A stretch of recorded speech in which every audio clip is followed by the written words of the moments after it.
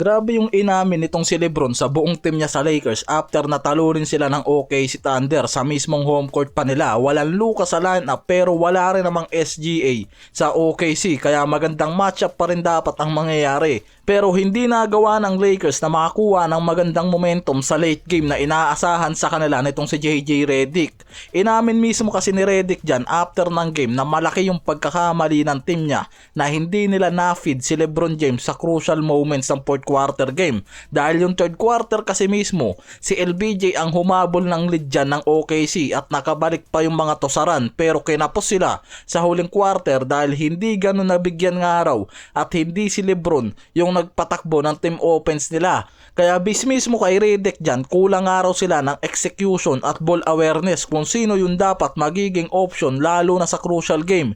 Hindi rin gaanong nabigyan dyan ng bola itong si Kennard. Si Kleber hindi rin ginamit dyan ni Redick. Si Ayton yung ginamit dyan na may 29 minutes pero meron lang 6 points, 10 rebounds, 3 of 5 sa field. Hindi talaga naging effective yan. Samantalang itong si Kleba at Hayes kasi mas nagiging effective lalo nga araw sa late game katulad ng last game nila. Samantalang si Reeves naging lason pa sa game na yan. Meron niyang 16 points pero bumagsak sa 6 of 14 yung field goal attempts niyan at 1 of 5 sa 3 plus 5 turnover pa yung nagawa niyan. Kaya sobrang lala nga raw rin yung naging laro nitong si Reeves at napapansin na kapag mga top defender ang kalaban niya nawawala yan sa laro. Si Kennard yung magandang gamitin nga sana sa game na to lalo na pagdating dito sa OKC na mga top defenders. Etong efficiency kasi ni Kennard lalo na sa 3-point area yung magandang gamitin. Kaso ang problema 24 minutes lang yan nagamit, 7 points, 3 of 5 sa field at 1 of 2 sa 3-point area. Kaya hindi lang talaga na ganong nagagamit at nakakakuha ng bola sa 3 itong si Kennard dahil madalas nga yung bola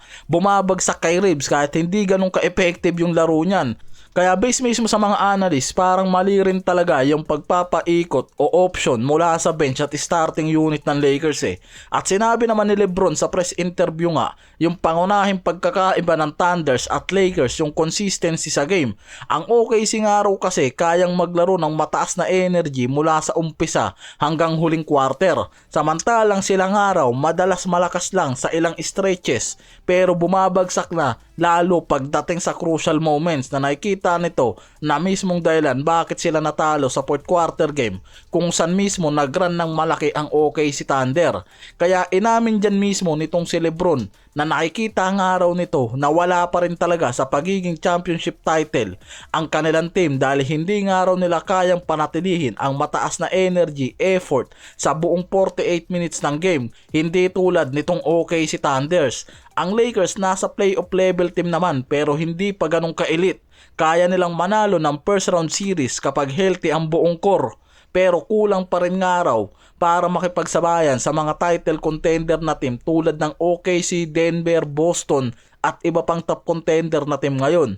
Sa report naman ngayon sa mangyayaring laban ng Lakers kontra dito sa San Antonio Spurs, biglang nag-collapse yung starting unit ng mga to. Dahil base mismo sa official report sa Lakers, mawawala si LeBron dahil sa left foot arthritis na naman. Habang tumatanda talaga, hindi na maiiwasan to. Ito yung pang 18 games ni LeBron na mamimiss ngayong season dahil dyan mismo hindi na nga raw ito makakaabot sa 65 games na requirements ng NBA para sa major award. Kasabay niyan, inaasahan din na si Luka hindi rin makakapaglaro dahil sa hamstring injury at possible 3 games pa yan mawawala. Sinabayan pa yan ngayon nitong si Reeves na may calf injury na iniinda. Samantalang si Smart sa report naka-out din dahil sa ankle injury at si Ayton nasa questionable dahil sa knee injury naman.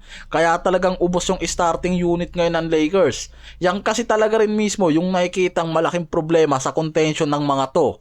Yung availability ng mga core players at health condition ng buong roster nila. Si Luka kasi halos 6 games yan nawala dahil sa injury sa early season. At ngayon possible na 3 games pa yan naka-ruled out dahil sa hamstring injury. Samantalang si Reeves may 19 games na nanamis dahil sa calf strain injury niya nung Christmas Day. Tapos sa early season nakapag-miss pa yan ng 3 games dahil sa ibang minor injury. Kaya halos 22 games na ang nami-miss niya ngayong season. Kaya dahil sa injury at availability ng mga core players ng Lakers, napupurnada nga raw yung mga to sa contention nila.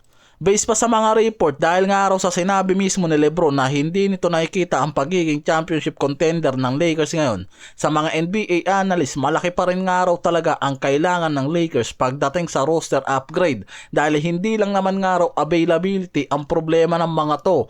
Isa pa yung mahinang perimeter depth at rim protection sa starting center nila. Kaya nakikita rin mismo na hindi talaga sapat ang ginawang hakbang ng Lakers sa trade deadline ngayon dahil malaking upgrade pa rin nga raw yung kakailanganin ng Lakers para makipagsabayan sa top contender team ngayon mula sa Western at Eastern Conference.